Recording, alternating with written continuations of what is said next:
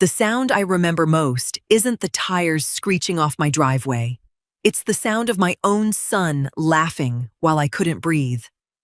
I was standing in my kitchen, one hand gripping the edge of the counter, the other pressed flat against my chest, like I could hold my own lungs open by force.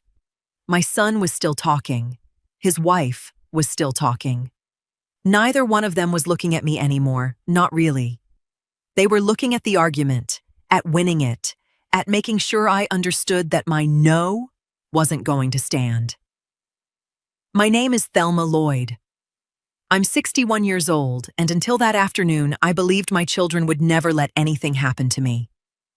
I was wrong, and I found that out in the span of about 4 minutes. It started simple enough.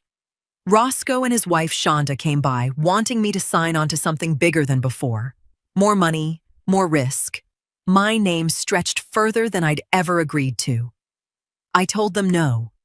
Told them I'd already given enough, and that something about the way the numbers were moving didn't sit right with me.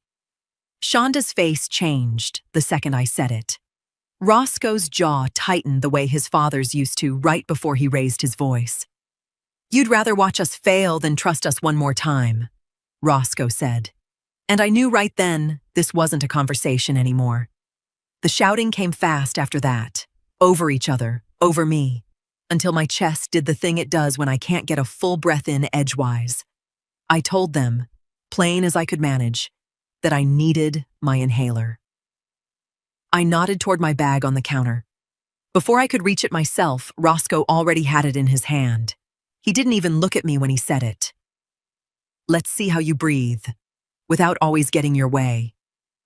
He tossed my bag to Shonda like it was nothing, like it wasn't the one thing standing between me and the next 20 minutes of my life. If you're watching this and you've ever had someone you loved use your own weakness against you just so they could win, tell me where you're watching from tonight. I want to know how many of us have lived this same moment in different houses, with different names. I didn't get the chance to argue.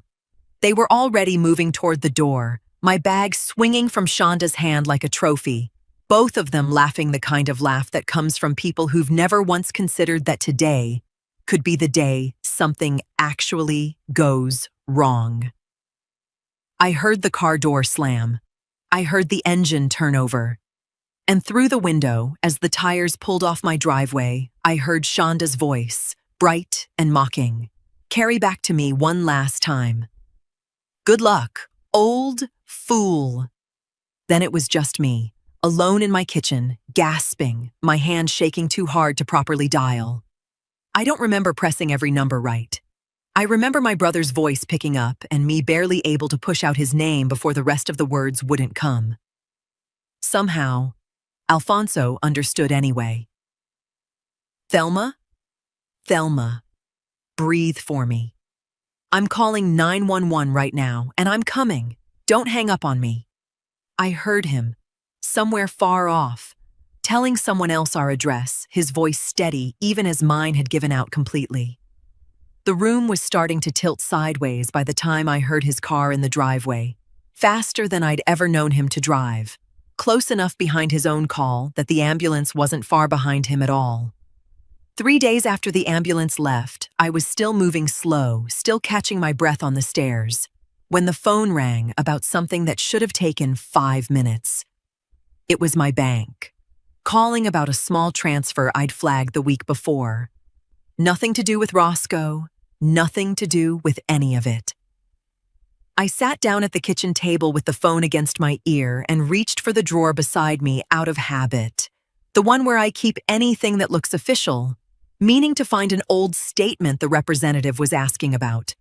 My hand landed on the wrong folder first. Lloyd Catering and Events, lease agreement, the tab read, in my own handwriting from 2 years back. I set the phone down on speaker and opened it without really deciding to.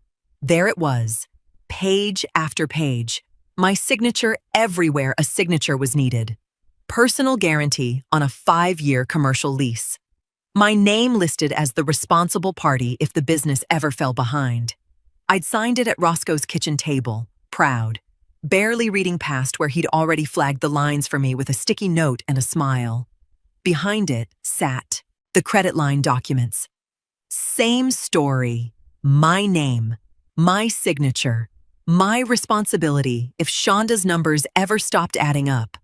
I don't know how long I sat there with the bank representative's voice going tinny and distant on speaker, still talking about my unrelated transfer, while I did the math I'd never actually done before. 2 years of, just sign here, mama, it's routine, had turned into this. A stack of paper where my name carried more weight than theirs did, on a business I didn't run and couldn't see the real books of. Ma'am, are you still there?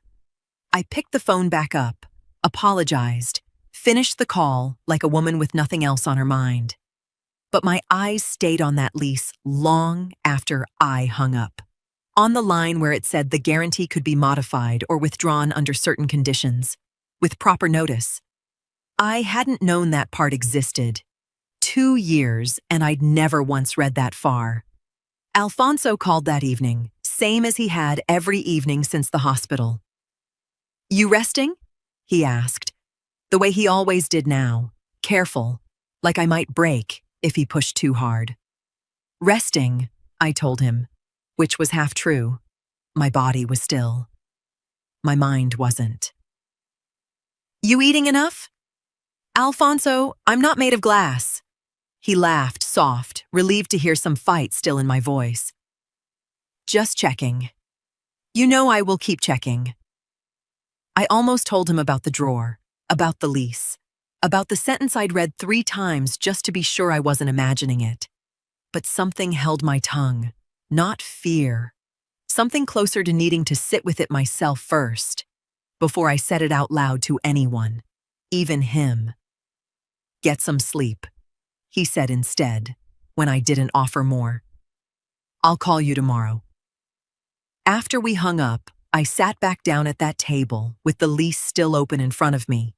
And for the first time since the argument, since the driveway, since the sound of that car pulling away, I felt something steadier than fear moving through me. Not anger, exactly. Not yet. Just the quiet, cold understanding that I had spent 2 years building the floor under their feet. And no one had ever once asked whether I had solid ground under my own. 10 days, and not one phone call, not one text asking if I was alive. I counted them without meaning to, the way you count anything that's supposed to hurt, but somehow hurts more with a number attached to it. 10 days since the driveway. 10 days since I'd heard either of their voices. And I hadn't reached for the phone either, because something in me had decided, quiet as it was, that this time I would not be the one to go first. I was at the hair salon on a Thursday, half listening to the dryer humming over my head, when I heard Roscoe's name from 2 chairs down. Not from him. From Cassandra, a woman who did flowers for some of the same events Roscoe and Shonda catered.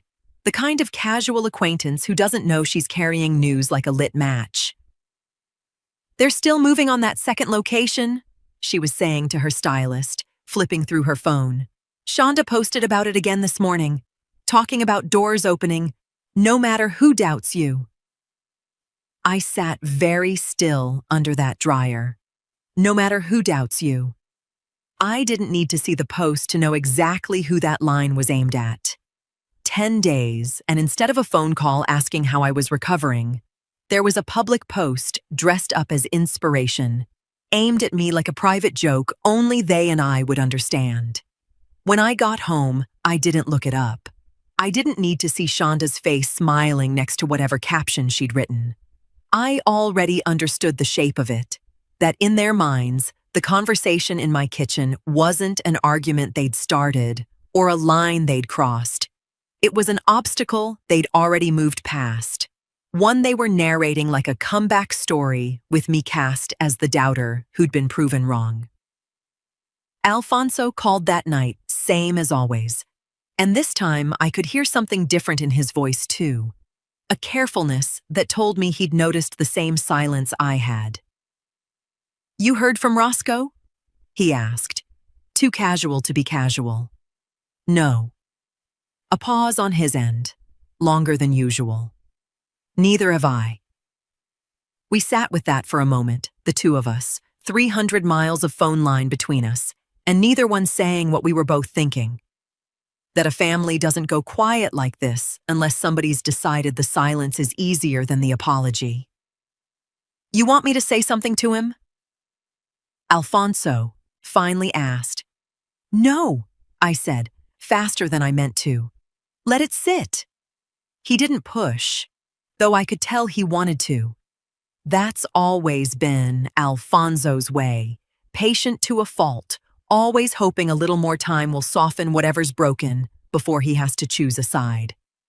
I didn't tell him about Cassandra, or the post, or the two words that had lodged themselves under my skin since that dryer clicked off. I wasn't ready to explain why, no matter who doubts you, had settled into me the way it had. 10 days had already told me everything I needed to know about where I stood with my son and his wife. What I didn't know yet, sitting in my kitchen that night with the phone still warm in my hand, was that 10 days was nothing. 10 days was just the beginning of a silence that was going to stretch on far longer than either of us expected, long enough to change every single thing that came after it. The business card had been sitting in my purse for 4 days before I finally called the number on it. Mercer Whitfield's office wasn't fancy. A modest suite above a dry cleaner's, a receptionist who knew my name before I gave it, which told me Alfonso's old co-worker had already said something on my behalf. I sat across from a man maybe 10 years younger than me, reading glasses pushed up into gray-flecked hair, a legal pad already out before I'd said more than good afternoon. Tell me what happened, he said. Not, how can I help you? Tell me what happened, like he already suspected it was going to be worse than whatever brought most people through his door. So I told him. All of it. The argument, the bag, the drive-off, Alfonso's voice pulling me back from wherever I'd been drifting toward on my kitchen floor. He didn't interrupt once, didn't flinch, just wrote in that careful, unhurried hand until I got to the part about the hospital, about the paramedic who'd looked at Alfonso like he understood exactly how close it had been. Mercer set his pen down. You understand, what you're describing could support criminal charges. Reckless endangerment, at minimum, against a vulnerable adult, possibly worse depending on how a prosecutor wanted to frame intent. I'd thought about it. Lying in that hospital bed, some cold, clear-eyed part of me had already turned that idea over more than once. I thought about it, I told him. I decided against it. Can I ask why? I looked past him at the window a moment, at nothing in particular, trying to find the words for something I understood better than I could explain. Because jail doesn't teach my son anything about what he actually took from me. It punishes him for one afternoon. It doesn't touch the 2 years before it, the years where I was the only thing holding that business up, and neither one of them ever thought about what would happen to me if I stopped. Mercer nodded slowly, the way a man does when he's heard something true and isn't going to argue with it. Then let's talk about what you did bring me, he said, sliding a folder across the desk. My lease. My credit line documents.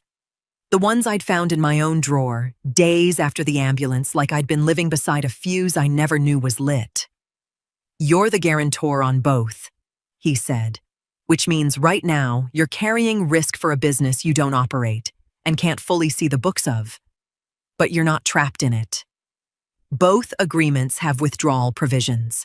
You can remove your guarantee going forward, provided proper notice is given to the lender and the landlord. How long does that take? Notice, periods, 30 days on the lease.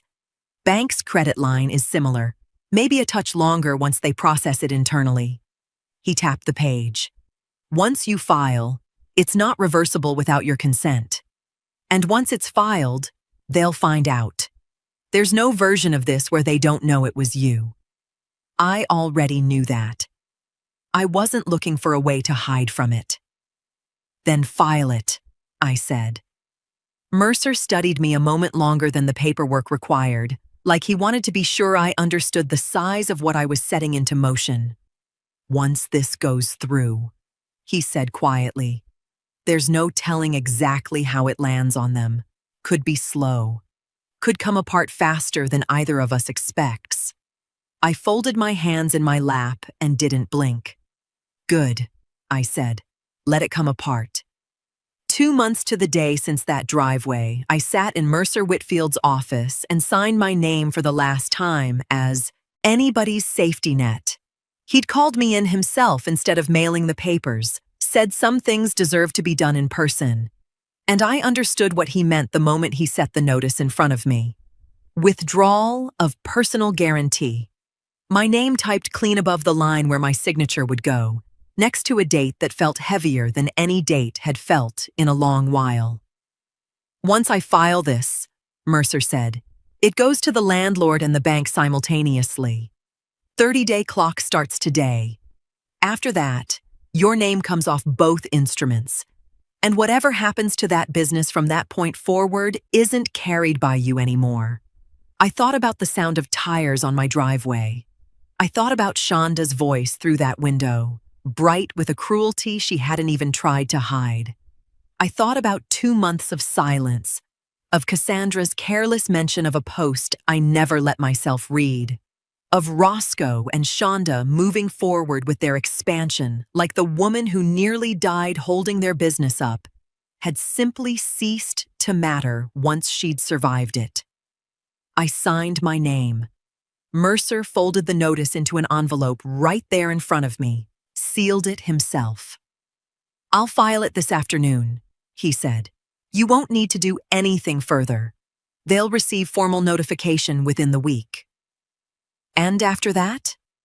After that, it's out of your hands. The bank will do what banks do.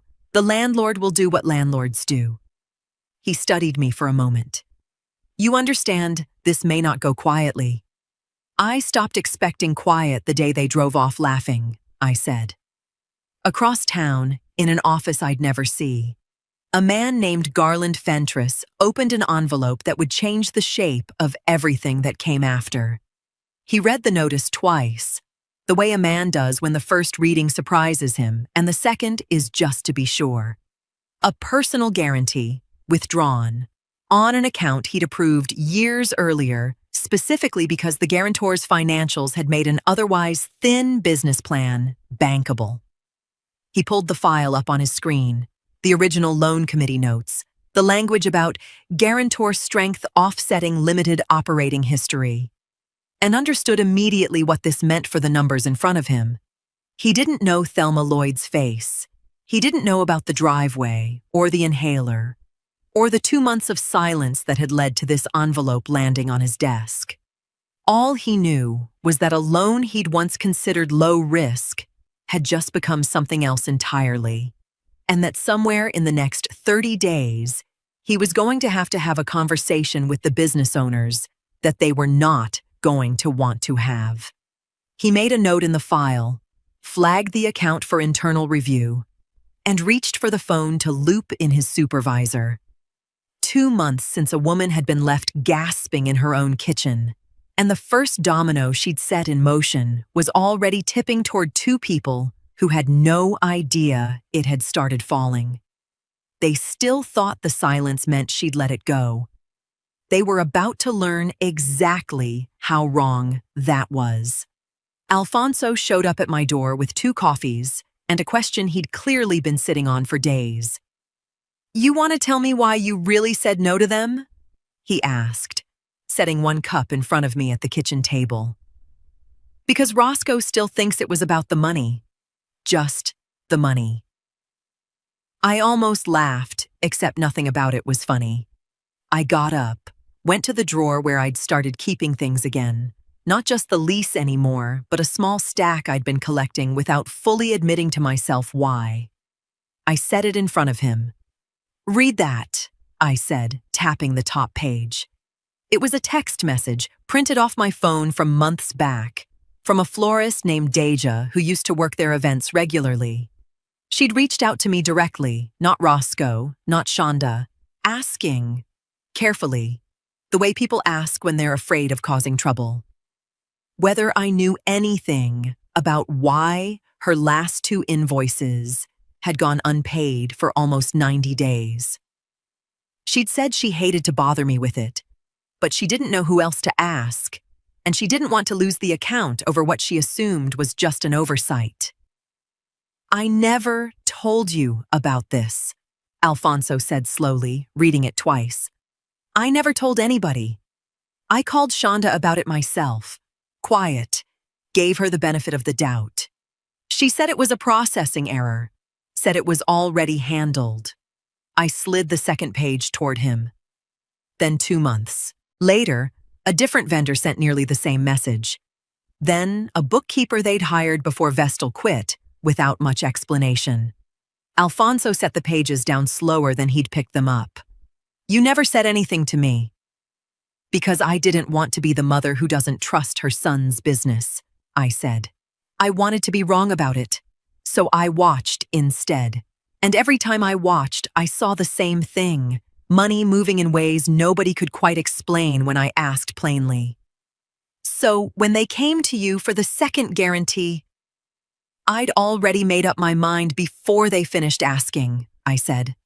"That wasn't spite, Alfonso. That was 2 years of quietly hoping I was wrong, finally running out."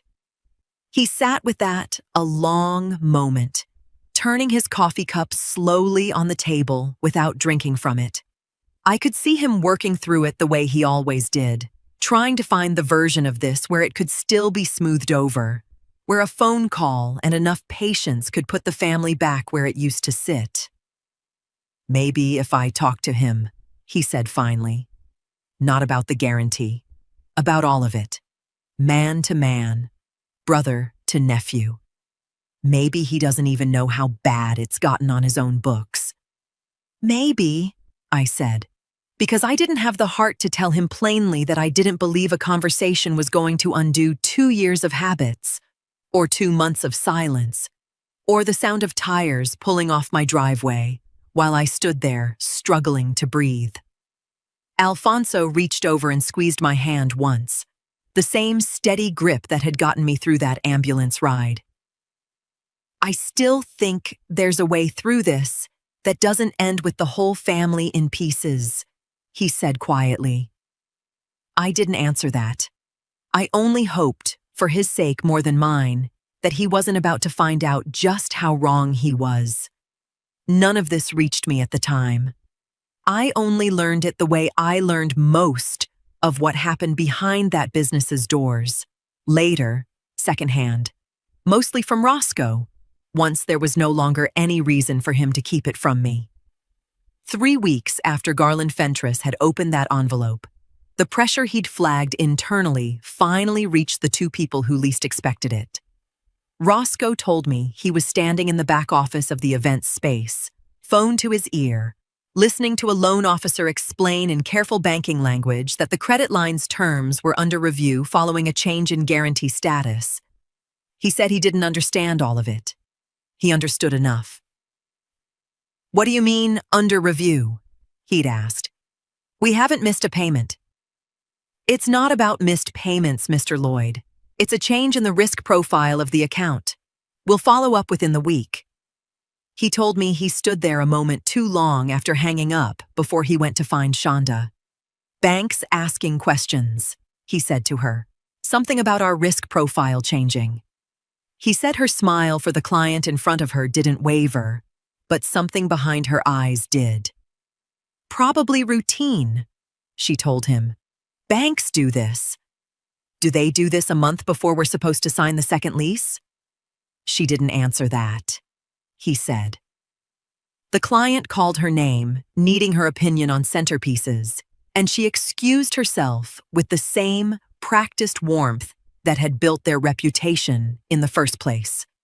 Roscoe admitted to me that watching her walk away, he found himself wondering, not for the first time, How much of what she told him about the books he'd actually seen with his own eyes? Her phone buzzed on the counter not long after. He glanced at it without meaning to. A vendor's name he half recognized. A message preview visible just long enough to read third time asking about the invoice. Need this resolved by... Before the screen went dark again.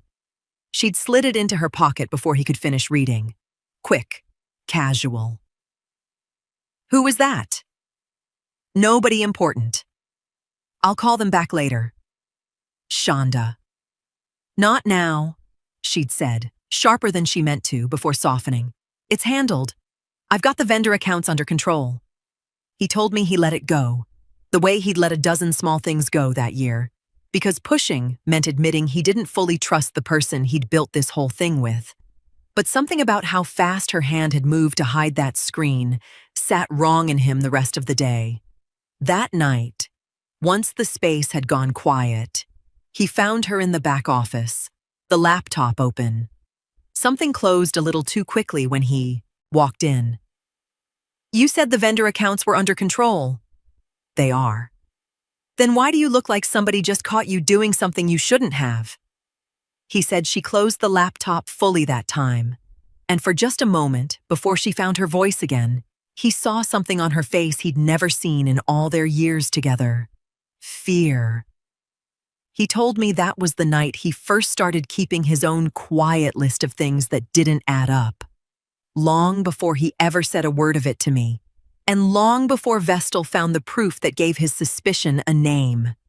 I didn't know Vestal Kinlaw's name back then, let alone what she'd found sitting at her kitchen table with a spreadsheet of numbers that didn't add up. I only came to know it the way I came to know most of what happened inside that business. Secondhand, after the fact, once there was nothing left to gain by keeping it quiet. Vestal had been reconciling small businesses' books for 11 years, long enough to know the difference between a genuine mistake and a number somebody was hoping nobody would look at twice. She found it on a Tuesday afternoon, cross-checking vendor payments against the bank statement after Roscoe asked her to review everything once the lender's call rattled him.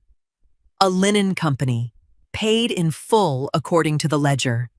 Except the bank statement showed no matching withdrawal for that amount, only a transfer 3 days earlier to an account she didn't recognize. She told me later she gave it the benefit of the doubt a good bookkeeper gives before turning a discrepancy into an accusation. Maybe a typo, maybe a delayed posting. But when she pulled the next month's records, it wasn't a typo. 3 more entries, spread across 4 months, each logged as a paid vendor invoice, each actually landing in that same unfamiliar account. Small amounts individually, easy to miss unless someone was looking at both sides of the ledger at once, which, until Roscoe asked her to double-check everything, nobody had been. She said she went to him directly. I need 5 minutes. Something in the vendor payments doesn't line up. He barely looked up, she told me, still buried in the bank's latest request. Can it wait? I'm trying to get ahead of whatever they're about to ask for. That's actually why you'll want to hear this now. She laid the statements in front of him, walked him through it plainly. Ledger says paid to vendor. Bank says paid somewhere else. Roscoe frowned at the numbers without really absorbing them, she said. Could be an error on the linen company's end. Wrong account number, maybe. It's happened 4 times, different vendors. Same pattern. Or a coding issue, he said, already half closing his laptop, his mind clearly still on the lender's deadline. Can you just clean it up in the system for now? I've got the bank breathing down my neck, and I don't have room to chase a bookkeeping glitch today. Vestal told me she hesitated, because 11 years had taught her when a client wasn't dismissing her out of arrogance, but simple overload. Still, she said, I'll keep looking into it, but I want it noted that I flagged this today, for the record. She said something in that phrase made Roscoe glance up properly for the first time. You think this is serious? I think, she told him. I'd rather be wrong about it now than right about it later, when it's harder to fix. He nodded, distracted, already turning back to his screen. Just keep an eye on it. I'll deal with it once the bank stuff settles. She left his office that day, she told me, but she didn't stop looking. That night, alone at her own kitchen table, she opened her laptop and started pulling every vendor statement from the past year, determined to find out exactly how far back it went. The same quiet persistence that would, weeks later, finally hand her the answer none of them were ready for. I opened my front door to find Shonda standing on my porch alone, no Roscoe beside her, her hands wrapped around herself like she was cold, despite the heat still hanging on outside. "Can we talk?" she asked, and there was something different in her voice than the last time I'd heard it through a car window. I let her in, not because I'd forgotten anything, but because I wanted to see for myself what this visit actually was. She sat at my kitchen table, the same table where the argument had started 2 months before, and for a long moment she didn't say anything at all, just turned a paper napkin over and over in her hands. "I haven't been sleeping," she finally said, "ever since everything with the bank started. I know you probably don't want to hear that from me." "I'm listening," I said, and I meant it plainly, without warmth or coldness either way. "Thelma, I know that day wasn't right. What happened with your inhaler? I've thought about it more than you probably think I have." Her voice caught, just slightly, in a way that might have been real or might have been well practiced. I genuinely couldn't tell, and I let that sit instead of rushing to decide. But pulling the guarantee now, with everything else going on, you have to know what that could do to us. To Roscoe. The stress alone has had me not eating right. My doctors mentioned my blood pressure. "Shonda." She stopped. "I heard what you said that day," I told her, quiet, even, through that car window. "I heard it clear as anything, and I've had 2 months to sit with it. I'm not interested in undoing what I've already set in motion because now it's landed somewhere uncomfortable for you." "I'm not asking you to undo it for me," she said, quick, recalculating. "I'm asking for Roscoe. He's your son, Thelma. Whatever you think of me, he didn't grab that bag out of cruelty. He was upset. People do things when they're upset." "He knew I couldn't breathe," I said. "He knew, and he did it anyway, and he laughed while he did it. That wasn't a man too upset to think straight. That was a man who felt safe enough to know there'd be no real consequence." Shonda's eyes shone, and for just a moment I saw something underneath the performance, something that looked almost like genuine fear, though I couldn't yet say fear of what exactly. Losing the business, or something closer to the bone. "There's things you don't understand about the pressure we're under right now," she said, careful, like she was choosing each word for weight rather than truth. "If this guarantee comes off before we can restructure, it's not just the second location we lose. It could take everything." I watched her say it and wondered, not for the first time, whether that sentence was a warning about Roscoe's finances or a confession about her own, dressed up to sound like the same thing. "Then I suggest you two figure out how to restructure quickly," I said, standing, signaling without cruelty that this visit had reached its end. "Because I've already told Mercer there's nothing left to discuss on my side." Shonda stood too, slower, the napkin crushed now in her fist. At the door, she turned back one more time. "You're really not going to bend on this?" "No," I said. "I'm really not." She left without another word, and I stood at my window watching her walk to her car, moving slower than a woman simply disappointed by a conversation, moving like someone who just realized the one safety net she'd been quietly counting on was never coming back. I didn't know any of this while it was happening. I learned it later, in pieces, some from Alfonso, some from Roscoe himself, in a moment of unguarded honesty months after, when there was nothing left to protect by keeping it quiet. Marcellus Overby had been sending Roscoe and Shonda referrals for almost 3 years, ever since the venue he managed first hosted one of their events. And the flowers, the timing, the whole production had made his job look easy for a night. He didn't call to say he was stepping back. That wasn't his way, Roscoe told me later. He simply stopped forwarding names. Roscoe said he noticed it the way you notice a sound gone missing rather than one that's appeared. The referral emails that used to land every week or two had quietly dried up over a month. And he'd been too buried in bank correspondence to register the pattern until a bride he'd been counting on for a spring wedding called him directly instead of going through Marcellus at all. "I just want to confirm everything's still on track," she'd said, hesitation in her voice that hadn't been there before. "Marcellus mentioned some changes with vendors, and I wanted to hear it from you." Roscoe told me his stomach dropped right then. He assured her everything was fine, kept his voice light, the voice he'd built a business on. Then he hung up and called Marcellus himself. "What did you tell her?" he'd asked.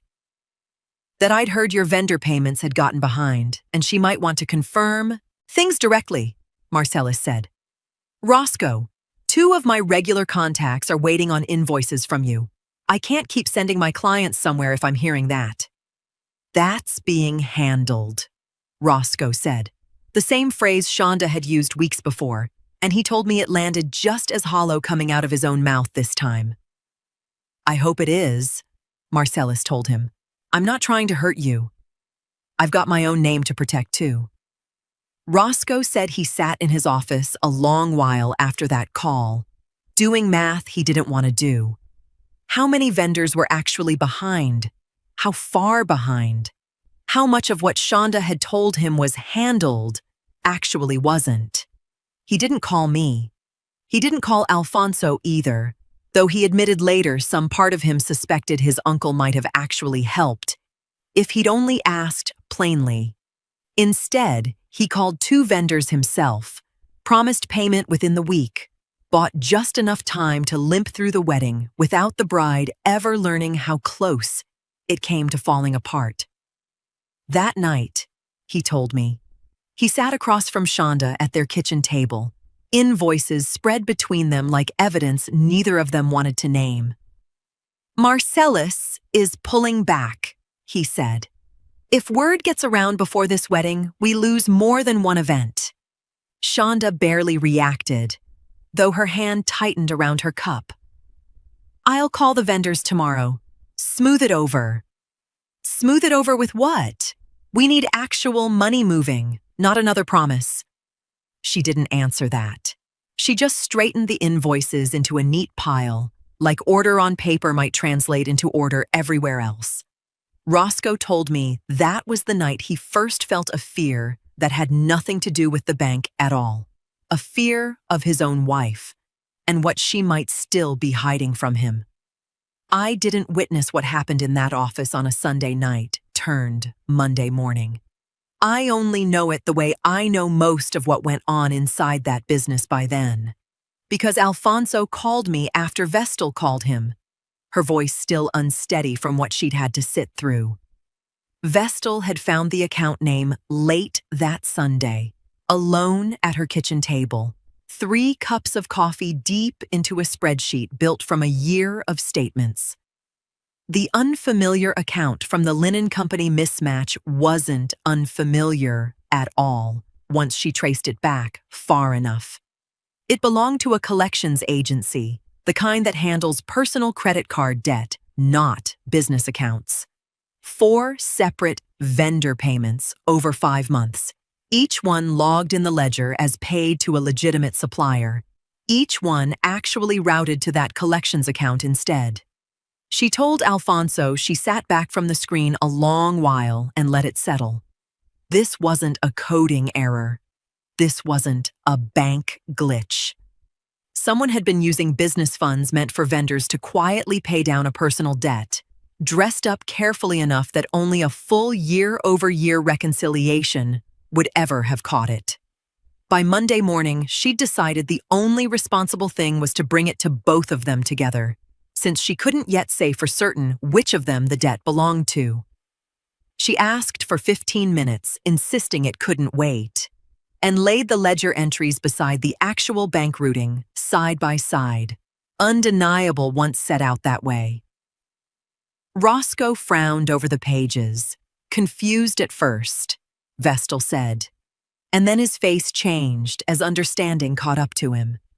This account, this isn't one of our vendors. No, Vestal told him. It's a personal collections account, tied to a credit card, not a business. She said the room went very quiet after that. Roscoe turned to Shonda, and something passed over Shonda's face that no explanation was going to soften. Not confusion, not surprise, recognition. Shonda, I can explain this, Shonda said, reaching for the pages like rearranging them might rearrange the truth along with it. It's not what it looks like. I was going to move the money back once. Once what? Roscoe's voice had gone low and flat, a tone Vestal said she'd never heard from him before. Once things settled, it was short term. I was going to cover it before anyone noticed, I swear. I never meant for it to. You used our vendor payments to pay off your personal debt. He said it slow, like he needed to hear it out loud to believe it. While vendors were calling, asking why they hadn't been paid. While Marcellus was pulling every referral he'd ever sent us. While the bank sat on our guarantee wondering if we're even solvent. I didn't have a choice, Shonda told him, her voice cracking. Real or not, Vestal couldn't say. That card was going to collections regardless. I thought if I could just buy time. You didn't buy time, Roscoe said. You spent it. Hours. Vestal gathered her papers, understanding this wasn't a conversation that needed a bookkeeper in the room anymore. She told them she'd have the full year's reconciliation ready by end of week and let herself out. Alfonso told me as she was leaving, she heard Roscoe's voice rise behind the closed door for the first time since she'd started working with them. How much, Shonda? I need the real number. All of it. I sat with that on the phone a long moment after Alfonso finished telling me, understanding for the first time just how much rot had been sitting underneath everything I'd already pulled my name out of. I didn't learn what Roscoe did that day until much later, pieced together from Mercer's file notes and, eventually, from Roscoe himself, in a phone call I let run longer than I meant to. But I know it now, the way I know the rest, clearly enough to tell it plain. He'd sat in the bank's parking lot almost 10 minutes before he went in, rehearsing some version of the truth that might work in his favor. He hadn't told Shonda where he was going. He hadn't told me either, though some part of him must have understood, driving over, that whatever he was about to do would reach me one way or another. He just couldn't sit with the unpaid wedding invoices, the vendors circling, Marcellus's warning still ringing in his ears, without trying something.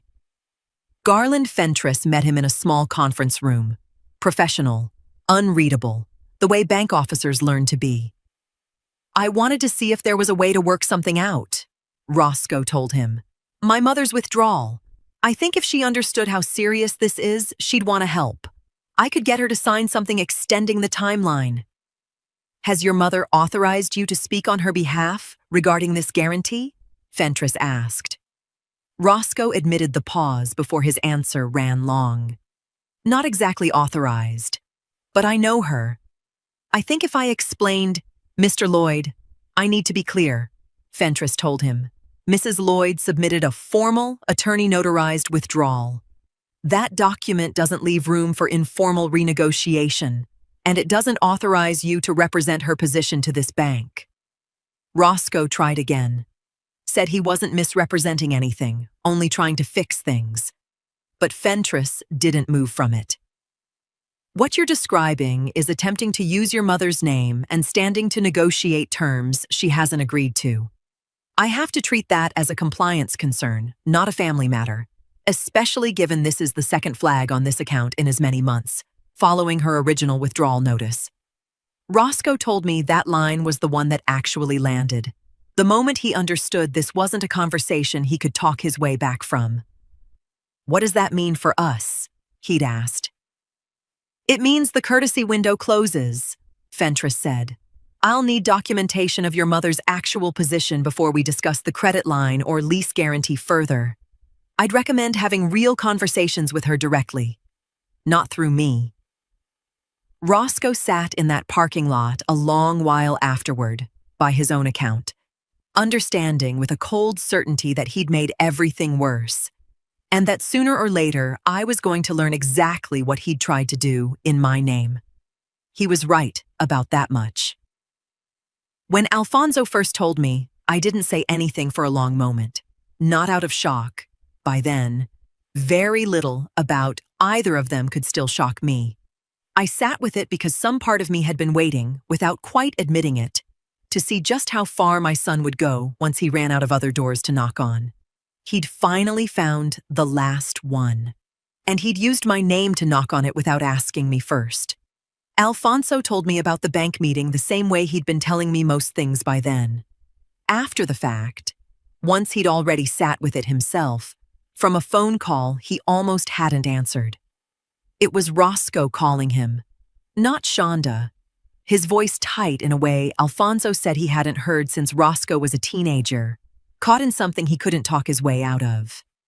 "Uncle Al, I need you to talk to her," Roscoe had said. "The bank's about to do a full review. Everything's moving faster than we can handle, and if she'd just give us a little more time—" "Slow down," Alfonso told him. "What review? What happened?" Roscoe hesitated long enough that Alfonso already knew he wasn't getting the full story. "I tried to explain the situation to the loan officer. See if there was room to work something out." "Using what? Exactly?" "I might have mentioned Mom would probably be willing to extend things, if she understood how bad it's gotten." Alfonso said something in him went cold and still right then. "You told a bank officer you could speak for your mother, without asking her." "It wasn't like that." "Roscoe, was it like that? Or wasn't it?" Silence answered him more honestly than words would have. Alfonso told me he asked them both to come by that evening, and they did, sitting stiff at his kitchen table while the rest spilled out under his questions. Vestal's discovery, the collections account, 4 months of diverted payments, Roscoe admitting he'd already tried and failed to find another lender willing to refinance them once the bank's review started. Every door already closing before he'd even come to me. Alfonso said he sat back a long moment, feeling 2 months of careful hope curdle into something harder. "So, let me understand this," he told them. "Y'all took her inhaler in the middle of an asthma attack, laughed about it, drove off, and left her gasping on her kitchen floor. And this whole time, while she's been quietly trying to protect herself from a business you were already mismanaging behind her back. You've been telling people, telling yourselves, it was just a prank." "It wasn't supposed to go this far," Roscoe said. "It was stupid. We know it was stupid." "It was never a prank," Alfonso told him. "A prank is hiding someone's car keys. What you did put my sister in a hospital. If I'd been 10 minutes slower getting to her, we wouldn't be having this conversation at all. You don't get to shrink that down to a joke just because she survived it." He said Shonda's eyes dropped to the table. Roscoe opened his mouth like he wanted to argue and didn't. "And you," Alfonso told Shonda, "took money meant to keep vendors paid and used it to cover your own debt, while your husband told people it was handled, while Marcellus pulled every referral he'd ever sent you, while your mother-in-law was in a hospital bed because of a joke you thought was funny enough to yell out a car window." "Uncle Al—" "I spent 2 months asking her to soften," he said, quieter now. "Asking her to give you room, to remember your family. I'm done asking her that." He told me he stood then, and whatever hope they'd walked in with was gone. Whatever's coming next. You're going to face it. Both of you. I'm not standing between you and it anymore. When he told me all this later, over the phone, I didn't feel triumph. I felt something closer to grief, finally being allowed to sit still. Mercer Whitfield laid the final documents across his desk like a man closing out a chapter he'd watched build for months. The bank's completed its review, he said. Between the guarantee withdrawal and the compliance flag from your son's visit, they've called the credit line in full. The landlords moved in parallel, with the guarantee gone and the lease in default. They're proceeding to recover possession. Both sides have started the process toward a forced sale of the business assets. I sat across from him with Alfonso beside me, closer than he'd sat in any of our earlier meetings. No longer the man hoping a phone call could fix what paperwork had already set into motion. How soon? I asked. Listing goes up within the week, but I won't tell you this moves quick from there. Between notice periods, the landlord's filings, and giving any other creditors their window to respond, you're likely looking at several months before an actual sale date is set. These things take longer than people expect, even once the wheels are moving in the same direction. He slid a page toward me. You'll have the right to bid like anyone else when the time comes, if that's something you want to consider. Alfonso glanced at me but didn't say anything, letting the thought sit without pushing it either way. I'll think on it, I said. And Mercer nodded, understanding that some decisions don't get made out loud in a lawyer's office.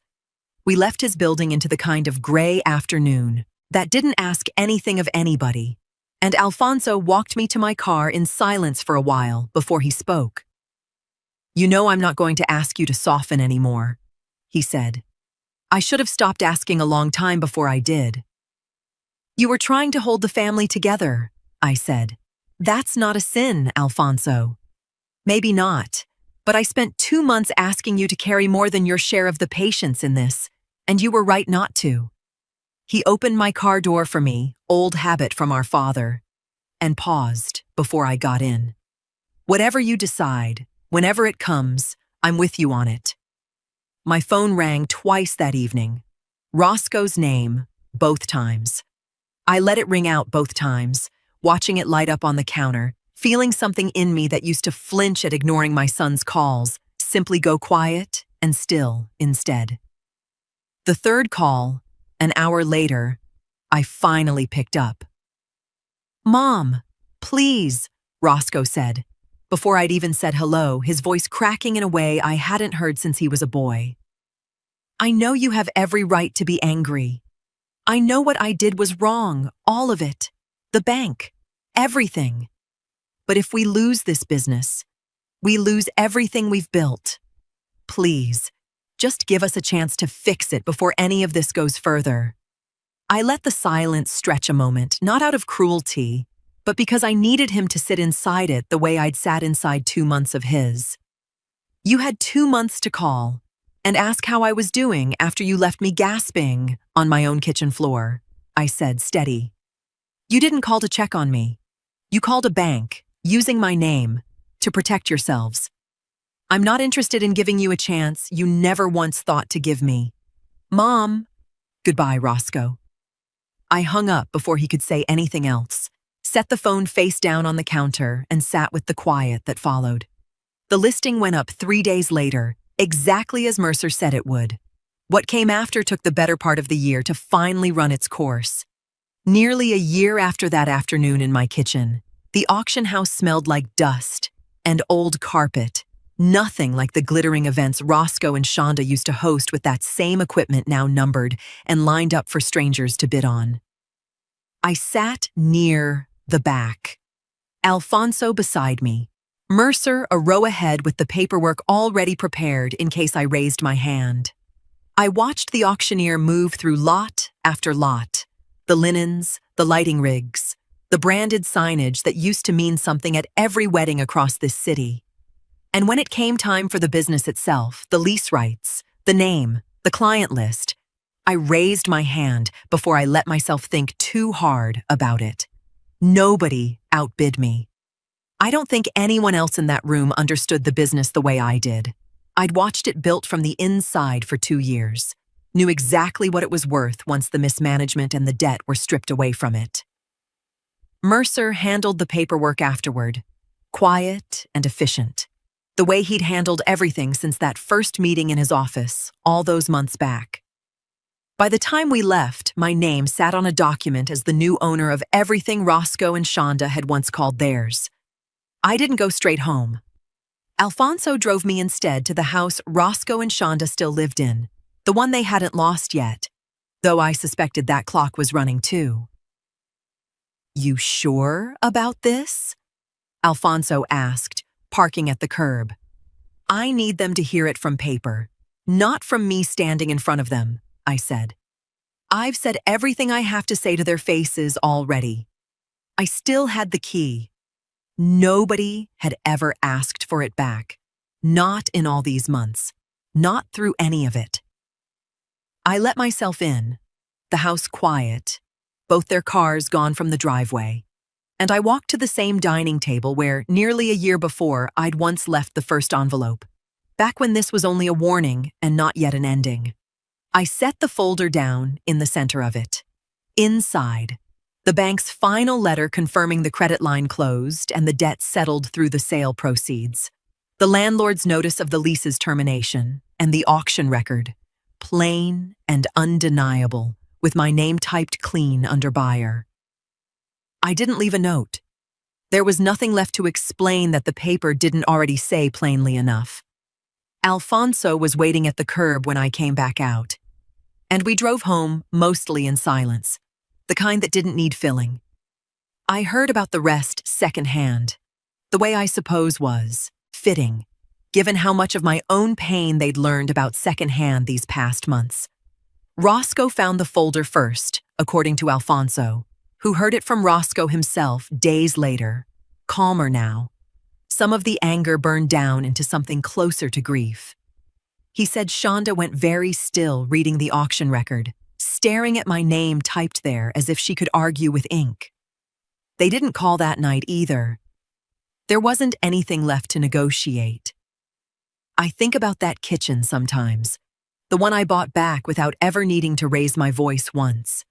I think about the sound of tires pulling off my driveway, and Shonda's voice carrying back to me, bright with a cruelty she never once expected to cost her anything at all. They thought it was a joke that ended the moment the car turned the corner. Almost a year later, they finally learned otherwise. I didn't hide anything from them. I just stopped being the one who saved them.